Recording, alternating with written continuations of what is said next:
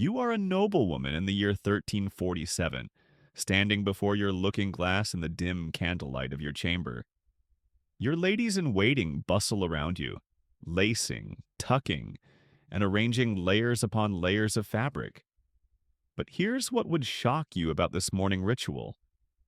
Beneath that elaborate gown, beneath those rich fabrics that proclaim your status to the world, you're wearing absolutely nothing that we would recognize as underwear today. No delicate lace panties, no supportive brassieres, no comfortable cotton undergarments. Just your bare skin against rough linen, held in place by techniques so ingenious and so utterly foreign to our modern sensibilities that they would leave you speechless. You think you know what medieval women wore beneath their dresses, but everything you believe is wrong. The truth about medieval undergarments isn't just fascinating, it's a window into a world where women's bodies were understood, managed, and adorned in ways that would seem impossible today. These weren't primitive people stumbling through life in discomfort. They were sophisticated individuals who developed intricate systems of support, hygiene, and fashion that worked brilliantly for their time, even if they defy everything we think we know about proper undergarments. Before diving into these forgotten secrets of medieval fashion, if you enjoyed learning about the hidden truths of history, consider hitting that like button and subscribing for more content like this. Please comment below to let me know where you're listening from. I find it incredible that we're exploring these ancient mysteries together from different parts of the world, connected across time and space by our shared curiosity about the past. What I'm about to reveal will completely change how you think about medieval women and their relationship with their bodies, their clothes, and their daily lives. This isn't just about fabric and fashion. It's about survival, status, and the ingenious ways women navigated a world that demanded both modesty and practicality in equal measure. Let's start with the most shocking revelation. The concept of underwear as we know it simply didn't exist for medieval women. Not because they were backwards or unsophisticated, but because their entire approach to clothing and the body was fundamentally different from ours. Where we see the need for separate undergarments, they saw integrated solutions. Where we demand individual support pieces, they created holistic systems that worked with their lifestyle, not against it. To understand what medieval women actually wore, we need to strip away 500 years of assumptions about proper undergarments and dive into a world where clothing was both more complex and more practical than anything in your modern wardrobe. The medieval woman's relationship with her body and her clothes was intimate, strategic, and surprisingly empowering in ways that would astonish contemporary feminists. Picture this. It's dawn in a medieval castle, and Lady Eleanor's preparing for a day that might include everything from receiving foreign dignitaries to overseeing the harvest, from dancing at a feast to potentially fleeing on horseback if enemies approach the walls. Her clothing needs to accommodate all of these possibilities while maintaining the strict social codes that govern everything from the color of her sleeves to the length of her train. How does she achieve this miracle of medieval engineering? The answer lies in what historians call the foundation system, a method of layering and securing fabric that created support, shape, and flexibility without a single item we would recognize as underwear. The first layer against her skin wasn't panties or a bra, but something called a chemise or shift. This wasn't underwear in our sense. It was a full-length linen garment that served multiple functions simultaneously. The chemise was made from the finest linen the family could afford, and its quality said everything about their social status. For wealthy women, this garment might be made from linen so fine it was nearly transparent, decorated with embroidery that cost more than most people earned in a year. For common women, it was still linen, but coarser and more practical. The key was that this single garment replaced everything we think of as essential undergarments. But here's where it gets fascinating. The chemise wasn't just about modesty or hygiene. It was a sophisticated piece of engineering designed to solve multiple problems at once. The linen absorbed moisture and oils from the skin, protecting the expensive outer garments that couldn't be washed frequently. It provided a smooth surface under other layers, preventing chafing and creating the silhouette that medieval fashion demanded. And most importantly, it could be removed and laundered regularly, something impossible with the complex outer garments of the era. The genius of the chemise system becomes clear when you realize that medieval women were dealing with challenges we can barely imagine. Outer garments were investments that might last a lifetime, made from materials like silk, wool, and fur that were incredibly valuable and difficult to clean. Washing a noble's gown wasn't just impractical, it could destroy months of work and hundreds of pounds worth of fabric. The chemise solved this problem elegantly, creating a washable barrier between body and investment. But the chemise was just the beginning of the medieval foundation system. Over this went what we might call the real genius of medieval women's fashion, the kirtle. This wasn't underwear either, but rather what we might think of as a fitted dress that served as both foundation garment and, depending on the occasion, potentially the only outer layer needed for informal situations. The kirtle was where medieval women's clothing became truly revolutionary. This garment was fitted closely to the torso using techniques that provided support and shaping without any of the separate undergarments we consider essential. The secret lay in the construction. The kirtle was cut and sewn to follow the natural lines of the woman's body, with strategic seaming and lacing that created lift, support, and the fashionable silhouette of the era. Think about this for a moment. Medieval seamstresses, without any of our modern understanding of anatomy or engineering principles, created garments that solved the same problems as our modern bras, shapewear, and foundation garments. They did this through pure observation, experimentation, and skill passed down through generations of women who understood their bodies and their needs. The kirtle's construction was a marvel of medieval engineering. The bodice was cut to lift and support the bust, using principles that wouldn't be formally understood until centuries later. Seams were placed strategically to create shaping without binding. The waist was defined not through external corsetry, but through expert tailoring that worked with the body's natural curves. And all of this was achieved using techniques that modern fashion designers study and struggle to replicate. For support that we might expect from a modern bra, medieval women relied on the combination of the chemise and kirtle working together. The chemise provided a smooth, clean layer against the skin, while the kirtle's fitted construction lifted and shaped. The result was support that was actually superior to many modern undergarments in terms of comfort and natural movement. Medieval women could work, dance, ride horses, and engage in all their daily activities with complete freedom of movement. But what about the question that's probably burning in your mind right now? What about the bottom half? Surely medieval women wore some kind of undergarments beneath their skirts? This is where the story gets even more fascinating, because the answer reveals just how different medieval attitudes toward the body and modesty really were. Medieval women across all social classes wore nothing under their skirts that we would recognize as underwear. No panties, no drawers, no undergarments of any kind. This wasn't because they were immodest or unaware of hygiene, quite the opposite. This was a deliberate choice based on practical considerations that made perfect sense in their world. The reasons for this apparent lack of undergarments were actually quite sophisticated. First, medieval women's skirts were typically long and full, providing complete coverage and modesty without the need for additional layers underneath. The chemise, which extended well past the knees and often to the ankles, provided any necessary coverage and protection. Additional undergarments would have been redundant and potentially problematic. Second, and this might surprise you, medieval attitudes toward hygiene and bodily functions were in many ways more practical than our own. Medieval women understood that tight-fitting undergarments could trap moisture and create health problems. The loose, flowing design of their clothing allowed for air circulation and natural cooling. A sophisticated understanding of body temperature regulation that we're only now rediscovering in modern athletic wear. Third, the practical demands of medieval life made additional undergarments not just unnecessary, but potentially dangerous. Medieval women needed to be able to relieve themselves quickly and easily, often in outdoor facilities or chamber pots.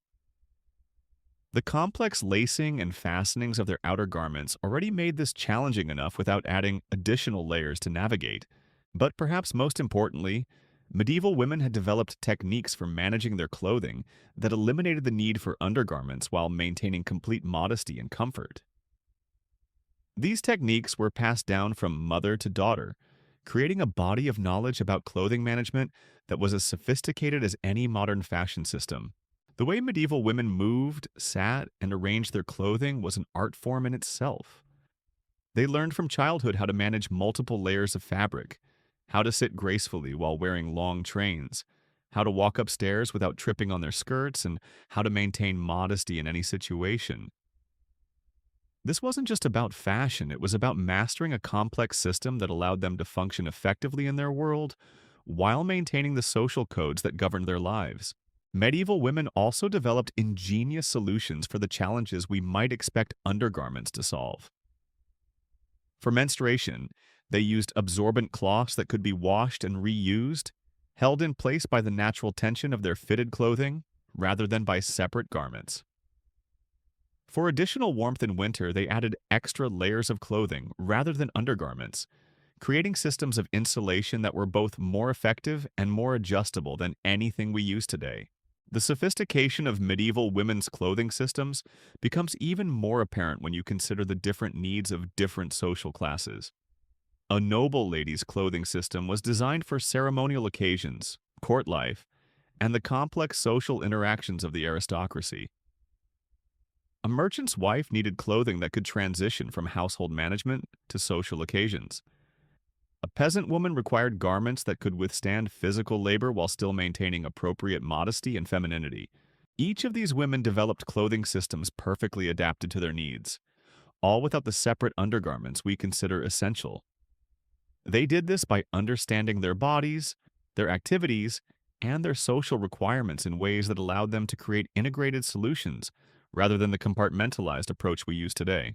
The construction techniques used in medieval women's clothing were passed down through generations of seamstresses who understood not just how to sew, but how to create garments that worked with the female body rather than against it. These women were engineers as much as fashion designers, solving complex problems of support, comfort, and social presentation through pure skill and observation. As we begin to understand the true sophistication of medieval women's clothing systems, we start to see that the absence of underwear wasn't a lack of sophistication.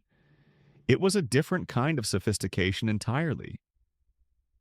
These women had solved the same problems we face today, but they had done it in ways that integrated all their solutions into fewer, more versatile garments.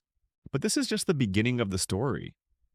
The techniques medieval women used for support, the ingenious ways they managed hygiene, and the social codes that governed every aspect of their dress reveal a world far more complex and sophisticated than we ever imagined.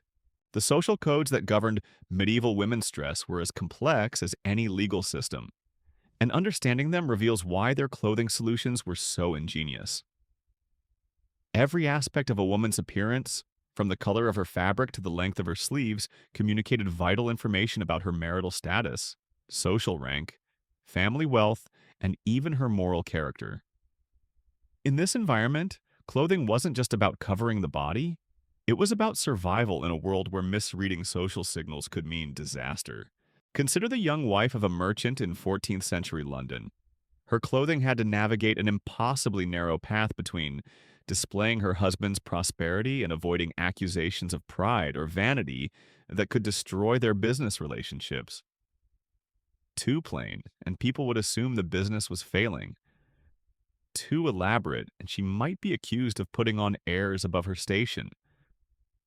Her foundation system, that carefully engineered combination of chemise and kirtle, had to create the perfect silhouette that said, prosperous but humble, fashionable but not frivolous.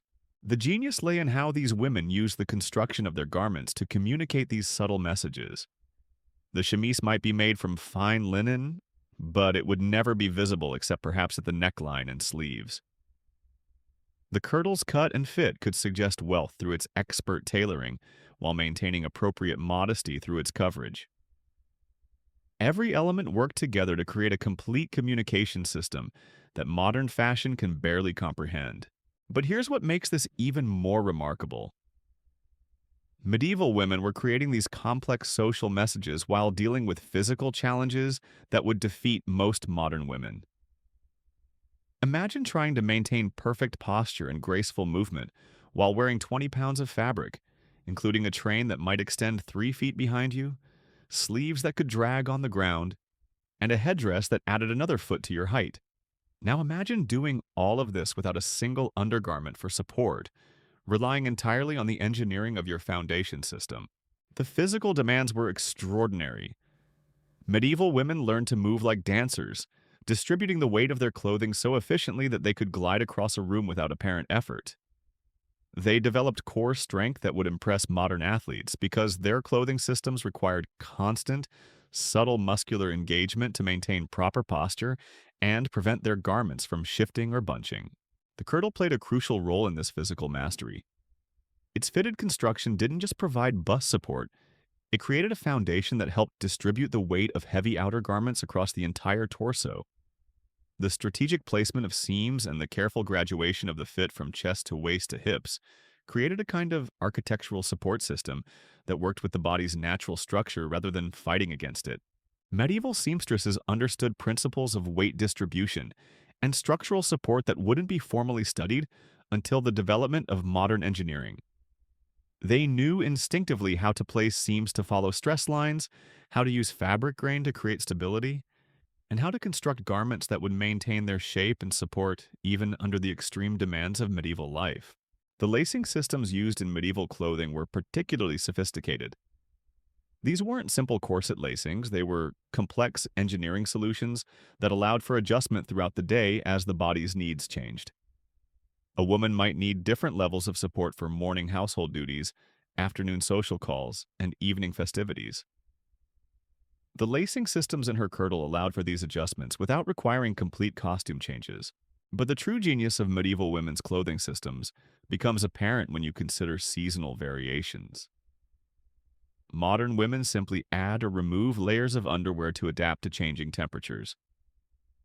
Medieval women had to solve this problem using their integrated foundation system, and their solutions were remarkably elegant. In winter, the chemise might be made from heavier linen or even fine wool. Additional chemises could be layered for warmth, creating an insulation system that was both more effective and more adjustable than modern thermal underwear. The kirtle's construction allowed for these variations without compromising its support function. Some winter kirtles were lined with fur or padded with down, creating garments that were simultaneously foundation wear, insulation, and fashion statement. Summer presented different challenges. The chemise became crucial for absorbing perspiration and protecting expensive outer garments from staining. Medieval women developed techniques for creating chemises that were almost transparent when dry, but became more opaque when damp, providing automatic modesty protection. The linen used was often treated with herbs and oils that provided both pleasant scents and antimicrobial properties. The regional variations in these clothing systems revealed just how sophisticated medieval women's understanding of their needs really was.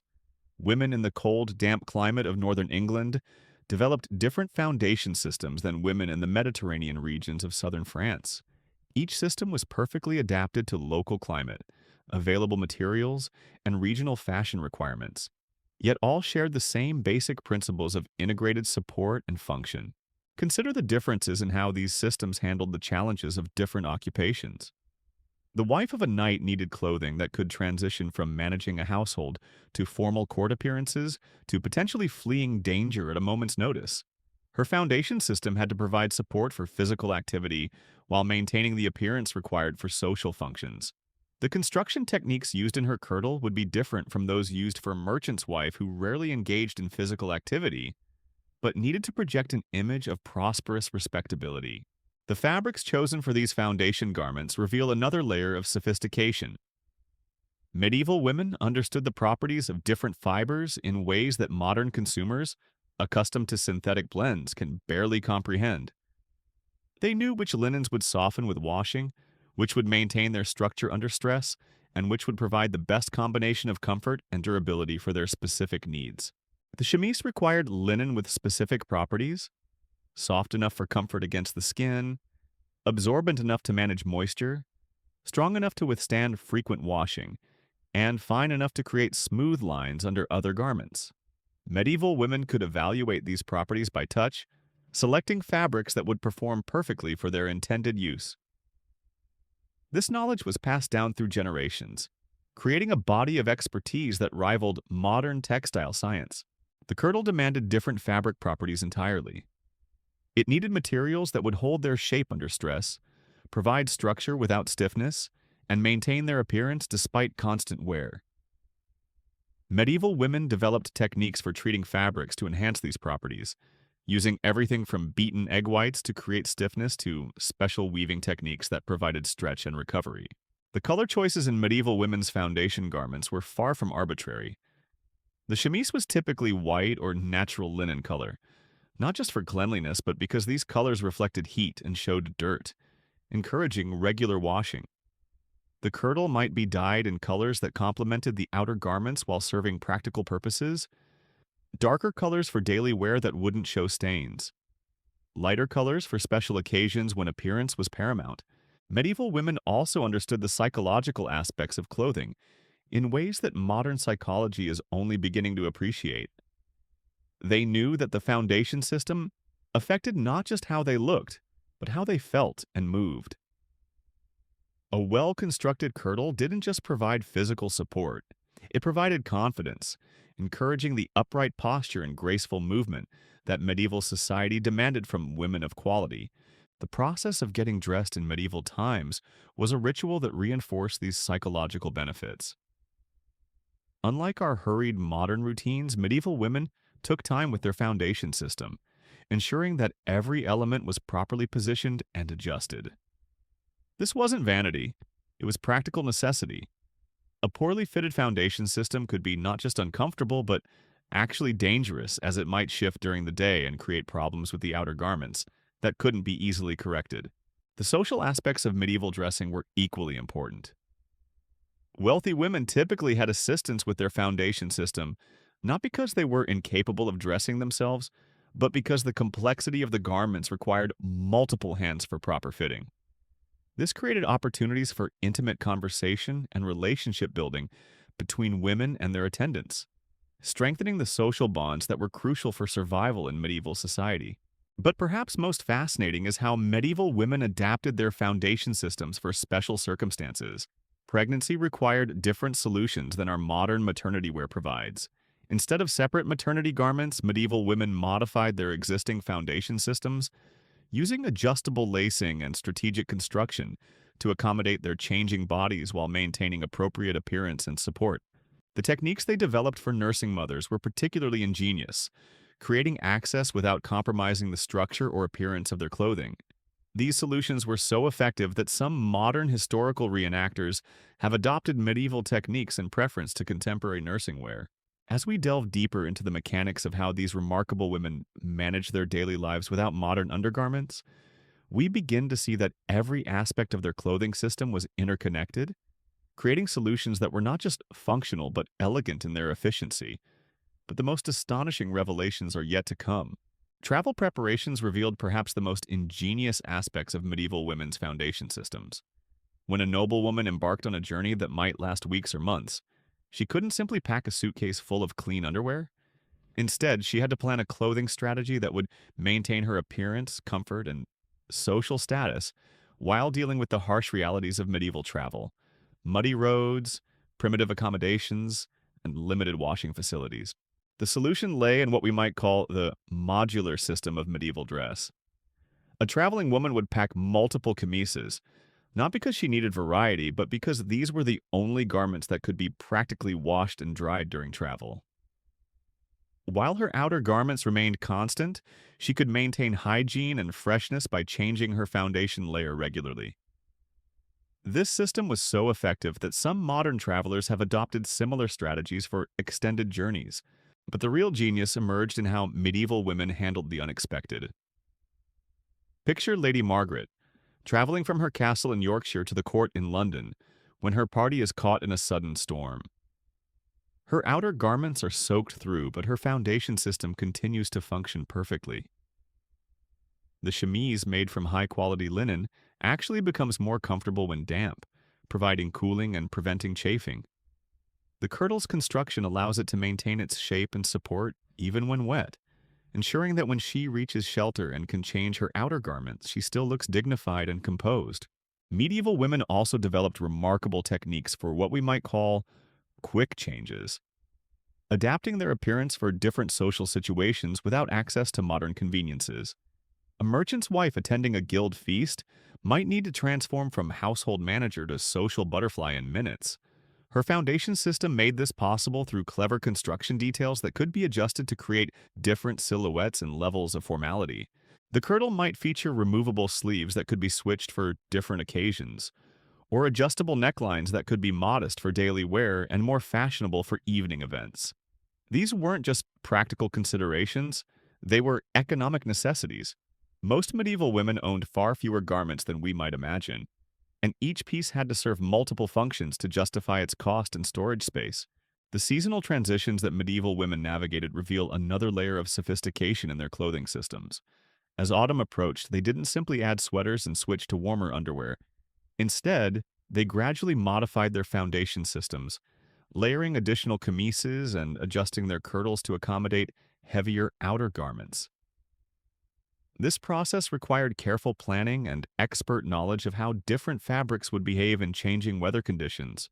Winter modifications were particularly complex. The chemise might be made from heavier linen or lightweight wool, providing insulation while maintaining the smooth foundation necessary for proper fit of outer garments.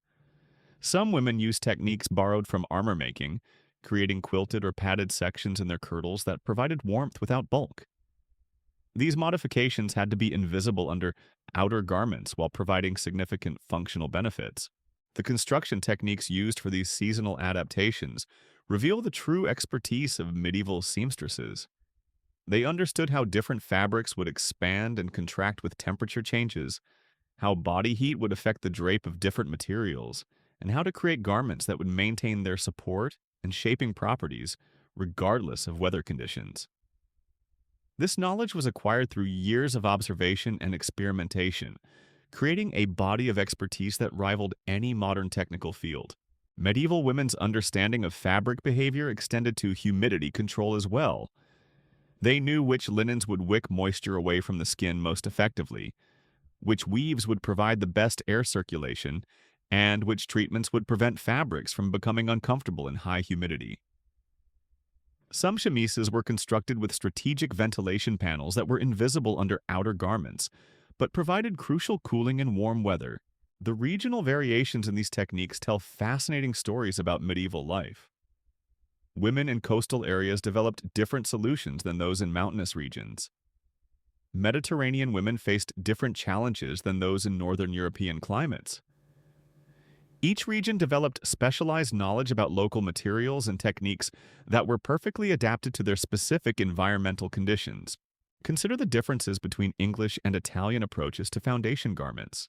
English women, dealing with damp, cool climate, developed chemises that dried quickly and provided insulation without weight. Italian women, managing intense heat and humidity, created foundation systems that maximized air circulation while maintaining appropriate modesty. Both systems solved the same basic problems but used completely different approaches based on their environmental needs. The economic aspects of medieval women's foundation systems reveal another dimension of their sophistication. These weren't just clothing choices, they were investment strategies. A well-made kirtle might cost more than a common laborer earned in a year, but it would last for decades if properly maintained. Medieval women had to balance immediate needs against long-term value, creating clothing systems that provided maximum utility for their investment. This economic reality drove innovation in construction techniques. Medieval seamstresses developed methods for creating garments that could be altered and updated as fashions changed, as bodies aged, or as circumstances evolved. A young woman's kirtle might be modified for pregnancy, adjusted after childbirth, updated for changing fashion trends, and eventually passed down to a daughter with further modifications. This wasn't just frugality, it was sophisticated resource management that maximized the value of expensive materials and skilled labor. The inheritance of foundation garments created interesting social dynamics. A mother's chemises and kirtles weren't just clothing, they were repositories of knowledge about construction techniques, fabric properties, and fitting methods. When a young woman inherited these garments, she also inherited generations of accumulated expertise about managing her clothing and her appearance.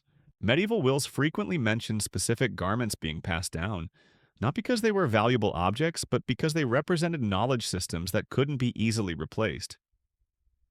A well-fitted kirtle contained information about the wearer's body, her social status, her lifestyle needs, and the technical expertise of the seamstress who created it. This information was too valuable to lose. The apprenticeship systems that trained medieval seamstresses were as rigorous as any modern technical education.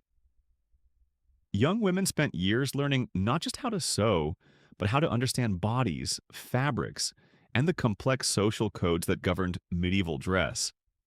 They learned to read a woman's lifestyle from her posture, to predict fabric behavior from its feel, and to create garments that would solve problems the wearer might not even realize she had. These seamstresses were part engineer, part artist, and part psychologist. They had to understand not just technical construction, but also the social and emotional needs of their clients. A kirtle wasn't just a garment. It was a tool that enabled a woman to function effectively in her world, and creating that tool required expertise that extended far beyond simple needlework. The fitting process for medieval foundation garments was itself a sophisticated procedure. Unlike modern mass-produced underwear, each kirtle was individually constructed for its wearer. The seamstress had to understand not just the woman's measurements, but her posture, her daily activities, her social requirements, and even her personality. A shy woman needed different construction than a confident one. A woman who spent her days in physical labor required different support than one who primarily engaged in sedentary activities. The final fitting sessions were crucial, as the seamstress made minute adjustments that would determine whether the garment would be comfortable and functional for years to come. These adjustments were based on observations of how the woman moved, breathed, and carried herself while wearing the foundation system. The seamstress was looking for signs of restriction, pressure points, or areas where the garment might shift during normal activities. Medieval women also developed sophisticated maintenance routines for their foundation systems. The chemise required regular washing, but with techniques that would preserve its structure and properties. Different fabrics required different approaches. Some linens needed to be beaten while wet to maintain their softness. Others required specific drying methods to prevent shrinkage or distortion. The kirtle presented different maintenance challenges. It couldn't be washed in the conventional sense, but it required regular care to maintain its shape and support properties. Medieval women developed techniques for refreshing these garments, removing odors and stains, without compromising their structural integrity. Some of these techniques involved herbs and oils that not only cleaned but also provided antimicrobial benefits. Storage of foundation garments was another area where medieval women showed remarkable sophistication. They understood that improper storage could destroy months of work and significant investment. Chemises were folded in specific ways to prevent creasing that might become permanent. Kirtles were stored with supports that maintained their shape, sometimes using specially constructed forms that preserved the three-dimensional structure of the fitted bodice. The seasonal storage routines were particularly elaborate. When transitioning from winter to summer foundation systems, medieval women used specific techniques to prepare garments for long-term storage.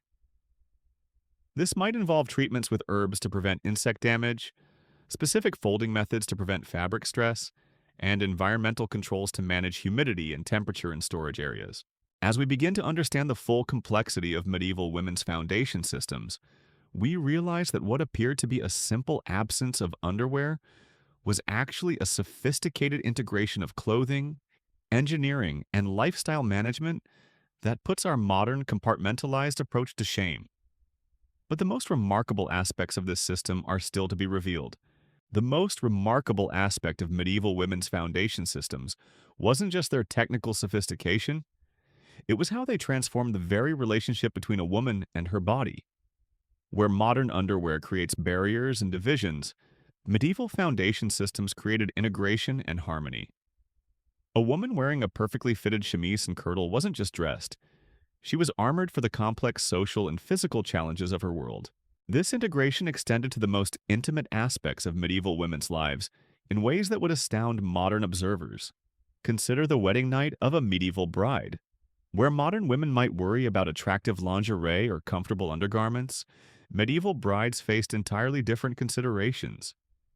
Their foundation systems had to transition seamlessly from the formal requirements of the wedding ceremony to the intimate requirements of married life, all while maintaining the modesty and dignity that medieval society demanded. The chemise played a crucial role in this transition. Made from the finest linen the family could afford, it was both practical and symbolic. The bride's chemise was often decorated with embroidery that told stories, religious symbols for divine blessing, family crests for lineage, and sometimes subtle fertility symbols that modern observers might not even recognize. This wasn't just underwear, it was a garment that carried the hopes and prayers of an entire family. But the practical aspects were equally important. The chemise had to be constructed in ways that allowed for easy removal without damage to the delicate embroidery or expensive fabric.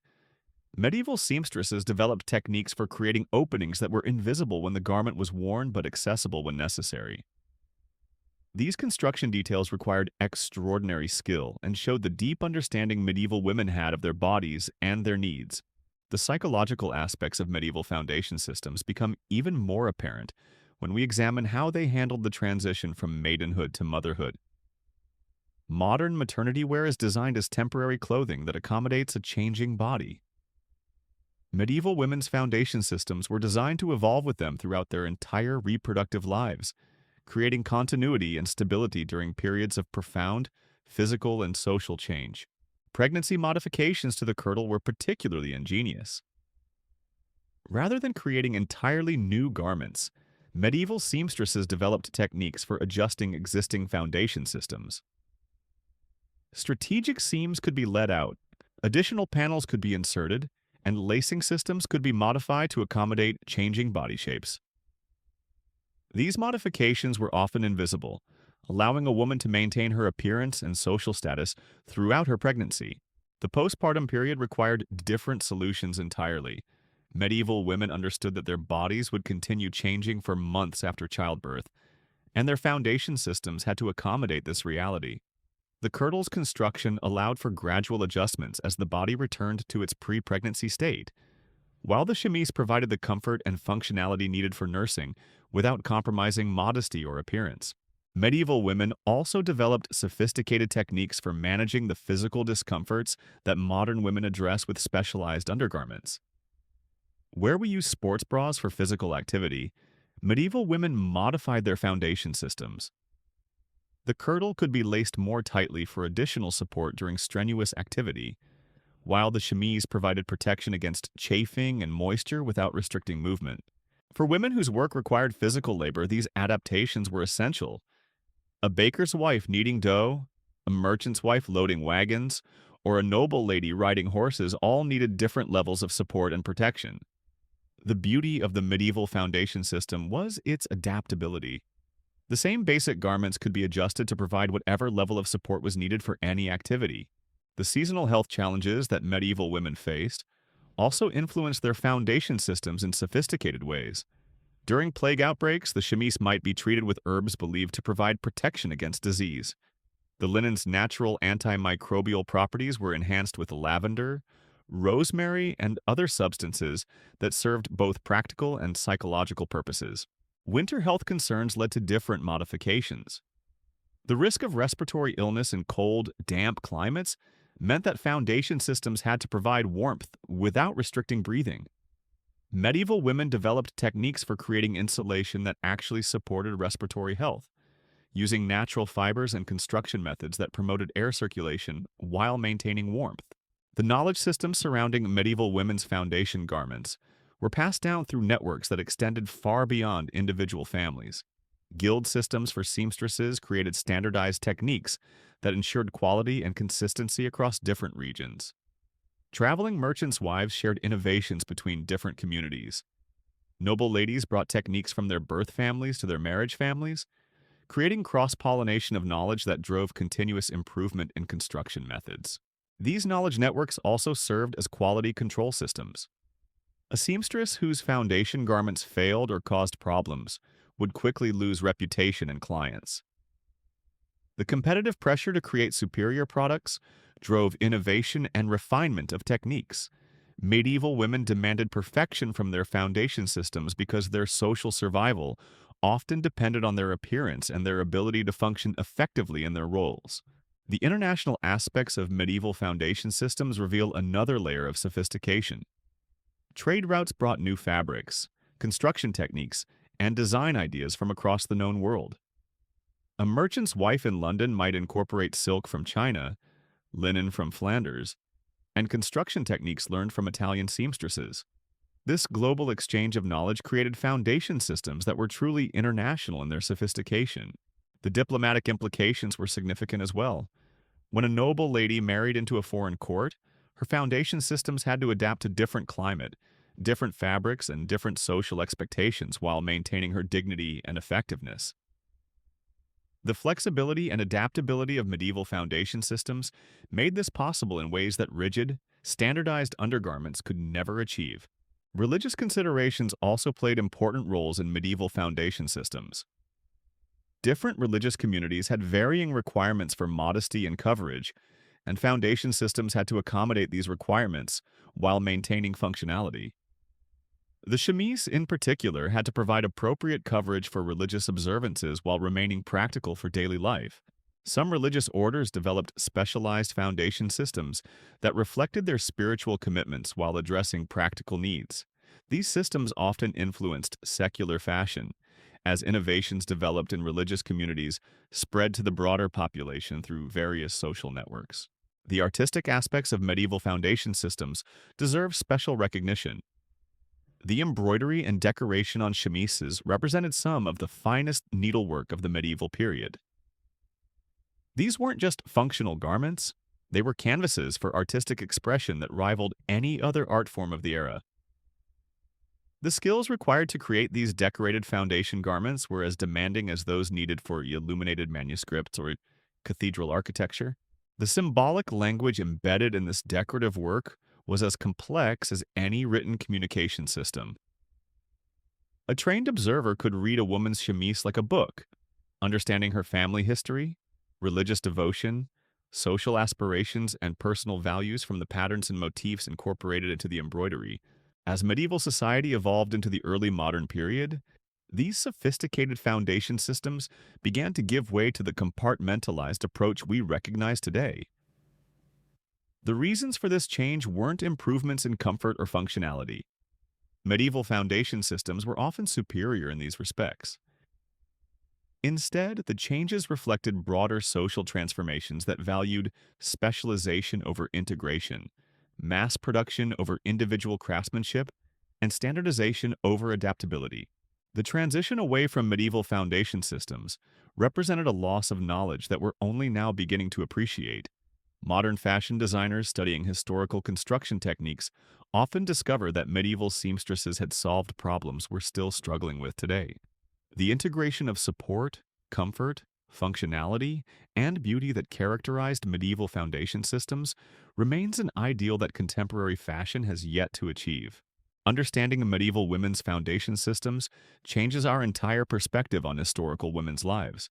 These weren't oppressed individuals struggling with primitive clothing. They were sophisticated people who had developed elegant solutions to complex challenges. Their foundation systems enabled them to function effectively in demanding social and physical environments while maintaining their dignity, comfort, and health. The absence of underwear as we know it wasn't a lack. It was a different approach that integrated all the functions of undergarments into fewer, more versatile pieces. Medieval women's foundation systems were actually more advanced than our modern approaches in many ways, providing superior comfort, better adaptability, and more elegant solutions to the eternal challenges of clothing the female body. The story of medieval women's foundation systems is ultimately a story about human ingenuity, adaptation, and the remarkable ability of women throughout history to create solutions that work for their specific circumstances. These women faced challenges we can barely imagine, and they met those challenges with creativity, skill, and sophistication that deserves our admiration and respect.